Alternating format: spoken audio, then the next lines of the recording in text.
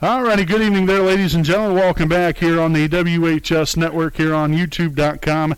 Again, here as always, I'm Brandon Morvillius. Alongside here with me is cameraman Jordan Redbeard McCoy here with our 2021 IHSAA Class 2A Sectional 40 Girls Basketball Tournament Preview Show. Again, here this evening, just to spend a little time with all of you. Again, we've always done this for Lord knows how long now. Talking about all the teams that's in sectional play, breaking each one of those teams down from a team basis and then individually some players to watch for, and what the overall bracket looks like as well. So we'll do that with each of the teams.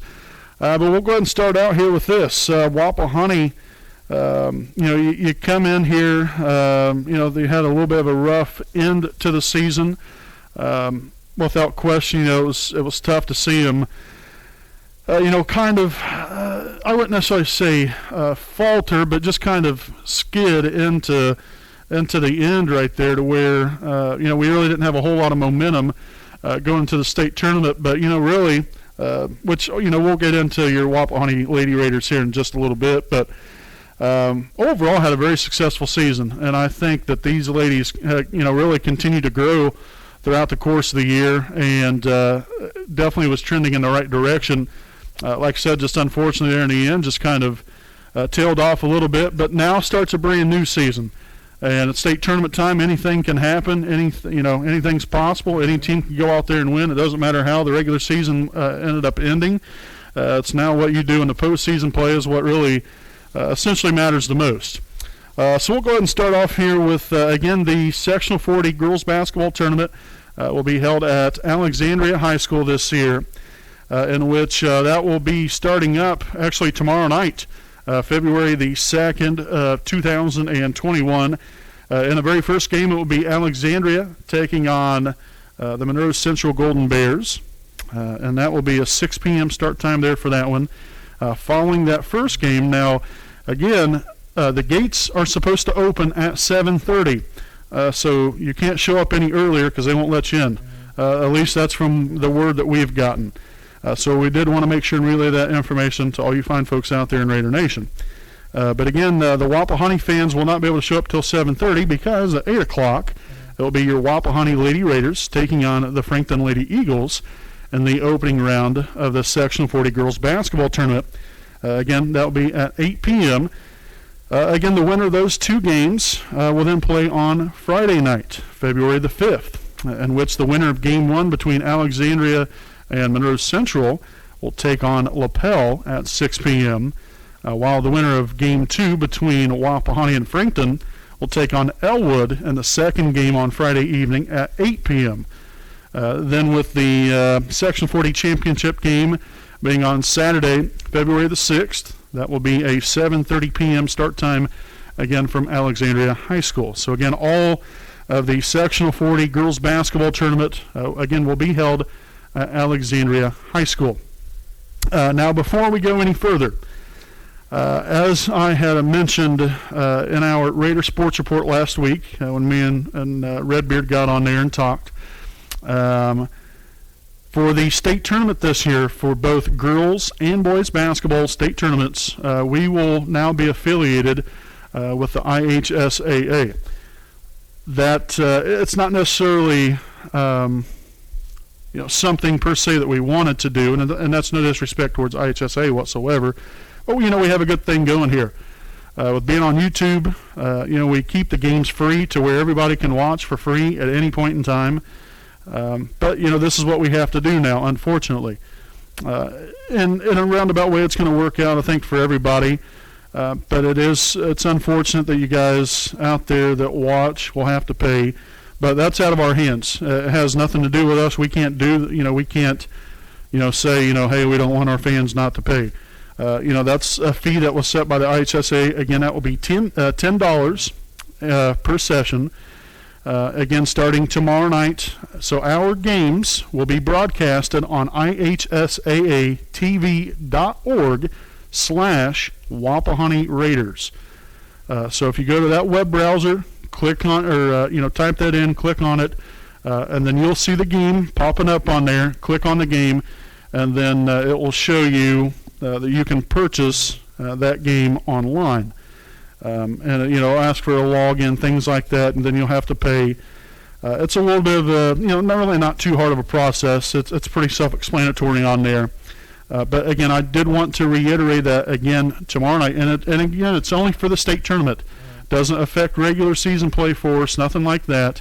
But for the girls and boys basketball state tournaments, again, starting up tomorrow night for the girls, our games, and we will be broadcasting on IHSAATV.org/Wapahani Raiders. So that's where you can find tomorrow night's game at. Again, 20% of that $10 fee will come back to Wapahani High School. So for every subscriber, or for every person that buys it, we will get $2 of that 10. So 40% goes to the IHSAA, the other 40% goes to the host school, which in this case would be Alexandria, and then the other 20% would come back here to Wapahani High School. So I just want to make sure and reiterate that again. If you guys have any questions or anything else, feel free to message us. I'm on Facebook at Brandon Morbilius, obviously, Redbeard as well, or you can even comment on our Facebook broadcasting page at WHS Network, or we're also on Twitter. Make sure to follow us on there. If you want to comment, go for it. Send us a message on our Twitter page at WHS Network as well. But just something, like I said, if you have any questions, I know it's different, but we've just got to roll with it, and hopefully it turns out great. I really believe it will.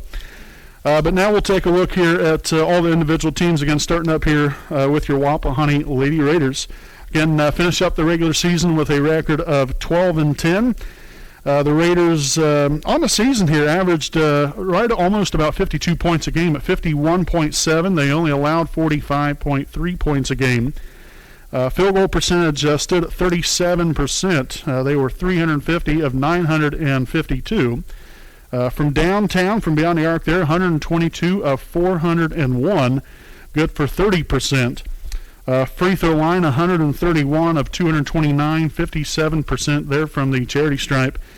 And then some other interesting statistics, as soon as I could spit it out. Rebounding, I think, is always a very important key in basketball, in which, especially in the girls department here, we've kind of struggled at times. And then in other games, we've performed very well at rebounding the basketball. We averaged 27.3 rebounds a game, also 11.3 assists per game, along with 6.9 steals. Now, we're not going to break each individual player down. You know who they are. You know what they do. You know what they're capable of. And, each and every single ball game they go out there and play. So we won't go into that. But nonetheless, here, now we'll talk here about the Frankton Lady Eagles, a team that, I'll tell you what, they're tough. There's no question about that, in which Wapahani played Frankton back on December the 15th, right here from Raider Gymnasium, in which Frankton beat Wapahani 48-32. So again, that was back on December the 15th, right here from Raider Gymnasium, when the Eagles defeated your Raiders there by 16 points. It was actually a very close game throughout the first, over three quarters. Yeah. And, it was just another one of those games where late in the game, down the stretch there, we just kind of struggled there at the end, and, just couldn't come out on top there, unfortunately. But Frankton, like I said, 20-3 record on the season, believe still ranked very thoroughly there in the top 5 or so, top 10 in Class 2A basketball in the state. But again, they coming in averaging 58.2 points a game, only allowing 39 points per game. So you're almost at a 20-point differential. Again, on the plus side of things, where you're beating your opponent by an average of nearly 20 points a game, that's getting it done. Also 44% from the field, 29% from downtown, 93 of 317. At the free throw line, 197 of 276, good for 71%. And then the rebounds, 27.7, which is just a tick above Wapahani's. Also 13 assists per game, so they definitely share the basketball, do a very good job of that. And then 9.5 steals to go along with 12.7 turnovers. which really ain't too bad when you look at a broad spectrum of things here, because a lot of teams are well over that 15 to 20 turnover range. So they are well under that, which obviously is another reason why they have an overall record of 20-3. Now, take a look here at some players to really, I think, impact potentially the not only the game tomorrow night, but what we've seen throughout the season here has been a key factor, and that's Lauren Bates, a young lady that's averaging nearly 12 points a game, 3.6 assists, also 9.2 rebounds a game, shooting 45% from the field. Also one of the best three-point shooters on the team there for Frankton, 23 of 81, 28% from beyond the arc, and also a 70% free throw shooter on the season there is Lauren Bates. So that's a young lady really to take a key look in on. That could potentially be a big factor in tomorrow night's ball game, and who knows from there potentially. Also Chloe Thomas, another young lady, coming in averaging 11.9 points a game, 6.8 rebounds, following up there with a 59% field goal percentage, 111, actually no, I was reading the wrong thing there. Free throws though, 26 of 41, 63% from the free throw line. Also Ava Gardner here for Frankton, averaging 11.5 points a game. So, you have three ladies right there that have been very consistent, averaging nearly 12 points a game. But Gardner, like I said, 11.5 points a game, also 1.8 rebounds a game, 36% field goal percentage. Also the best from downtown as far as in three-point percentage, 41 of 135, 30% from beyond the arc, and also 32 of 40, 80% from the free throw line. So again, that was Ava Gardner. And then lastly here, we'll go with Cagney Utterback, averaging 10 points a game, 4.2 rebounds, go along with 2.8 assists, also a 43% field goal percentage, 92 of 214, also 30% from downtown, 10 of 33, and 27 of 42, 64% from the free throw line. So again, that was Cagney Utterback there of the Frankton Lady Eagles. Again, Frankton will come into tomorrow night's ball game at 20-3 on the season, and is led there by Stephen Hamaker, which has got them really going in the right direction once again this season.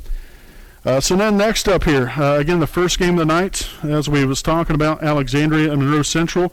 We'll talk here about Alexandria now.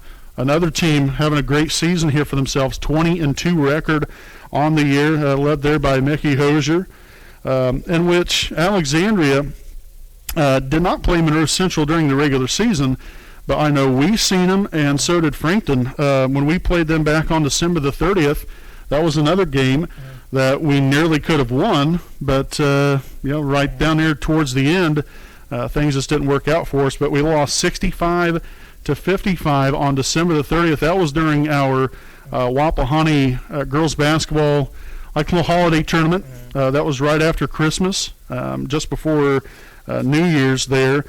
But again, that was a 65-55 final score there in that one. Also, Frankton played against Alexandria, in which the Eagles defeated Alexandria 55-41, and that was back on December the 4th.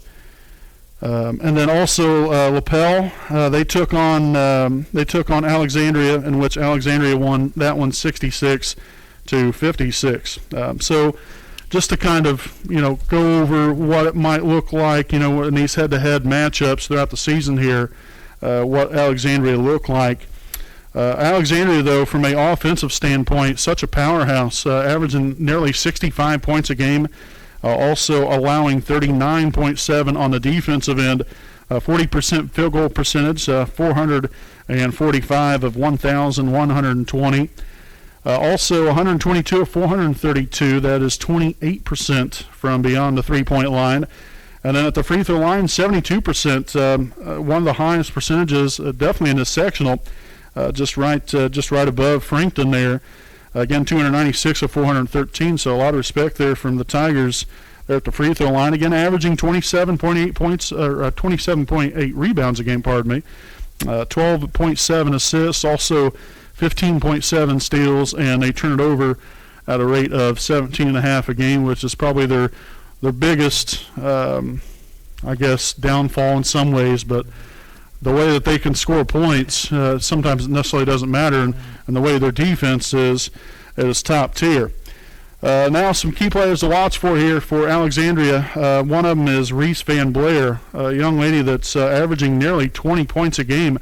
Will come into the tournament here averaging 19.1 points a game, also 4.9 rebounds, 2.1 assists, 42% field goal percentage, so not too bad. They're also one of the best on the team from downtown at 25 of 80, good for 31%, and 129 of 167, 77% from the charity stripe.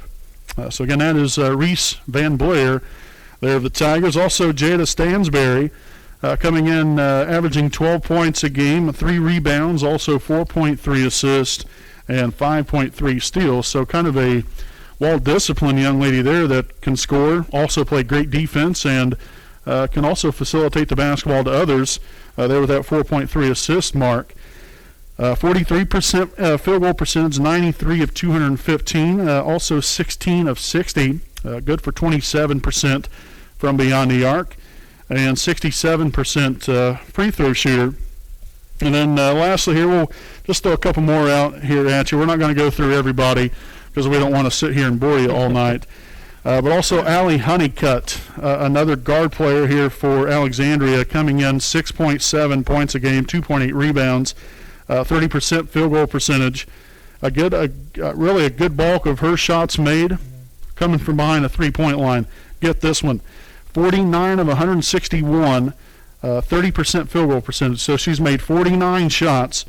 37 of those have come from behind the three-point line. She has 37 of 133, 28%, and then a 40% free throw percentage. So those close shots, might not necessarily, from the free throw line where, you don't have anybody guarding you, she's kind of struggled. But when there is someone guarding her from beyond the arc, she can knock it down with ease.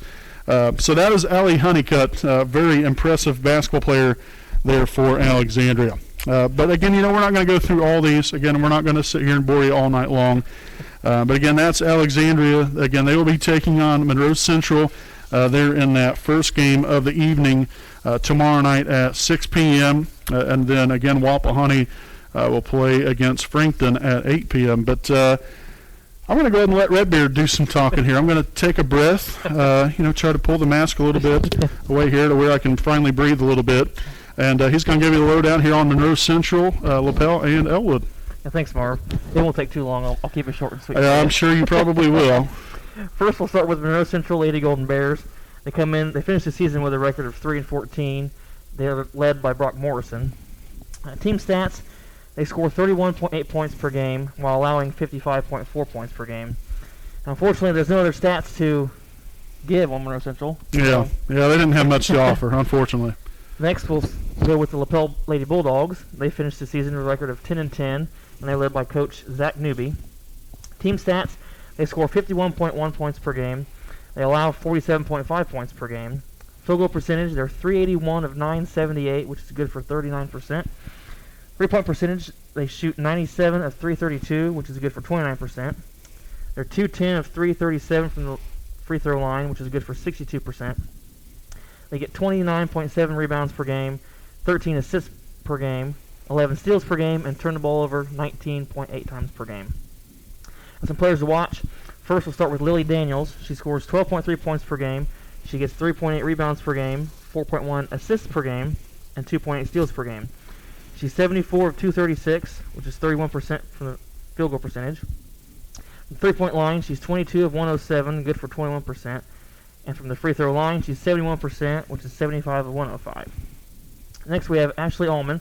She scores 12 points per game while getting 7.2 rebounds per game.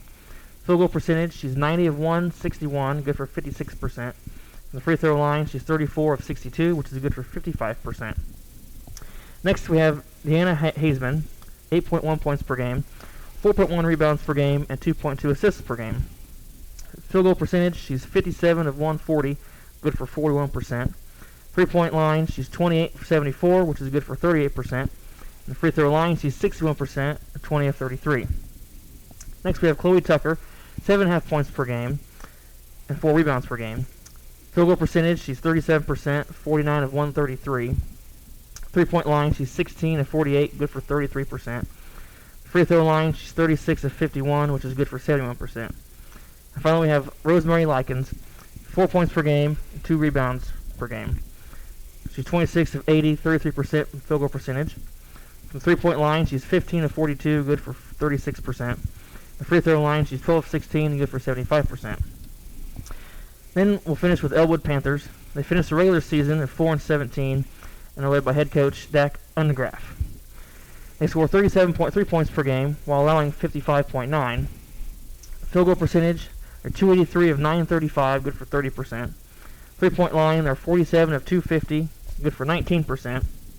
The free throw percentage, they're 167 for 328, good for 51%. They get 26.8 rebounds per game, 8.3 steals per game, and 22.6 turnovers a game. Players to watch, we'll start with Jaylee Crawford. She scores 16.6 points per game while getting 9.8 rebounds per game, 2 assists per game, and 2.9 steals per game. Field goal percentage, she's 43% with 115 of 268. 3-point line, she's 18%. And the free throw percentage, she's 77 of 133, good for 58%. Next we have Olivia Shannon, 5.4 points per game, 3.7 assists per game. Field goal percent, she's 23%, 34 of 147. 3-point line, she's 11 of 63, good for 17%. Free throw line, she's 23 of 52, good for 44%. Next we have Hannah McCleary, 5.1 points per game and 2.7 rebounds per game. She's 42 of 148 from the field, 28% field goal percentage. From the 3-point line, she's 16 of 70, which is 23%. Free throw line, she's 7 of 15, good for 47%. And finally we have Katie Morris. She scores 4.4 points per game. She gets 7 rebounds per game. She has 42% field goal percentage, 37 of 89. And the free throw line, she's 10 of 18, good for 56%. Now that, send it back to you, Marv. All right, Redbeard. Appreciate you, man. And good work right there. So, again, breaking down these teams, again, going with a team stat standpoint and then breaking them down also from an individual basis and just going over what could potentially be the most impactful players in the state tournament and more specifically in sectional play. It should be really another interesting sectional. Time and time and again, year after year, whether it be boys or girls basketball, it seems to always be very interesting. And some very good teams in it. And, Alexandria, Frankton, Wapahani, obviously, getting the job done. But, LaPel, obviously another team that, we've seen late in the year in which we played them, I believe it was last Monday. We lost 70-63. And I mean, they shot shot well from the free throw line. They did all the necessary things. Wapahani, we played very well. Also, it's just we came up a little bit short. So anything can happen. And like I said, I think that you get in the state tournament play.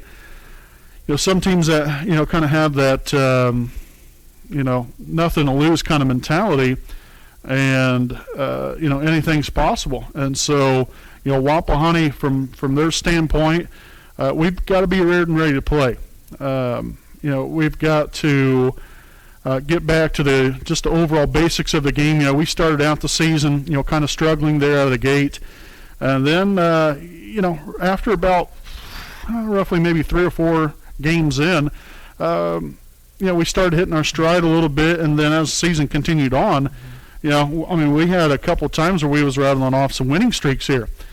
And if we can just get back to, again, playing fundamentally sound basketball and really kind of complementing one another from a overall, facilitating the basketball, finding the open person, getting good quality shots, getting back in transition on the defensive end, create turnovers, rebound the basketball, just defending the basketball well on the defensive end, all the basic facets of the game, not to mention you got to hit your free throws. Especially in state tournament time, a game could come down to free throws, and you've got to have the confidence in yourself to be able to, stand up there at the line, focus on the rim and the basket and to put the ball through the hole. And I truly believe that Wapahoney does have a good team. We've seen that all year long. We are very young, but I think as the season has continued on here, we've started to see these ladies mature as a collective unit, and has been, really played some of their best basketball. Like I said, towards the end, it was a little struggle there for us. But we continue to play tough teams, and once you get into state tournament time, that's really pretty much all you're going to see is tough teams. And so you've got to learn how to play against those kind of tough teams and overcome the adversities and find a way to get the W. And that's all going to start up tomorrow night, folks. Again, February the 2nd at Alexandria High School. It'll be your Wapahoney Lady Raiders taking on the Frankton Lady Eagles at 8 p.m. Again, just wanted to reiterate again, as I've already talked about earlier, and you'll kind of see it pop up here on the bottom of the screen here in just a moment, but our games will not be on YouTube tomorrow night. The game will be on IHSAATV.org/Wapahoney Raiders. Pardon me. I'll say that again. IHSAATV.org/Wapahoney Raiders. You go on there, you'll find the game on there, click on it, and then it'll show up a page, and then you can kind of go from there. It's relatively pretty simple. It's not very difficult. But again, it's $10, so two of those $10, 20% of the 10 will come back to Wapahoney High School. The other 80% will be split up. 40% goes to the IHSAA. The other 40% goes to the host school, which would be Alexandria. So that's how it's all breaking down. That's where your money's going to. We don't want to make this a money thing. It's about high school athletes, and more specifically, these young ladies. They get the opportunity to play. We want to showcase their talents and provide them with some memories, not only tomorrow night, but throughout the rest of their lives. Parents as well, and all you loyal fans out there, we can't express our appreciation and thanks enough for always tuning in. But again, with state tournament play, that's where we're going to be at. That's where you can find myself and Redbeard. And so we hope that you guys tune in to support our girls. They deserve the support, they deserve the love, and the respect, and hopefully they'll go out there and have a great game tomorrow night and move on in the Sectional 40 girls basketball tournament. So hopefully all this was a little helpful to all you fine folks out there in Raider Nation, kind of get to know a little bit more about the upcoming opponents that could potentially be in the way for your Wapahoney Lady Raiders and their journey to a state championship, and more specifically a sectional title. We haven't won a sectional title, and it's been a while. It's been I would say probably over 20 years, and so it's been a little bit.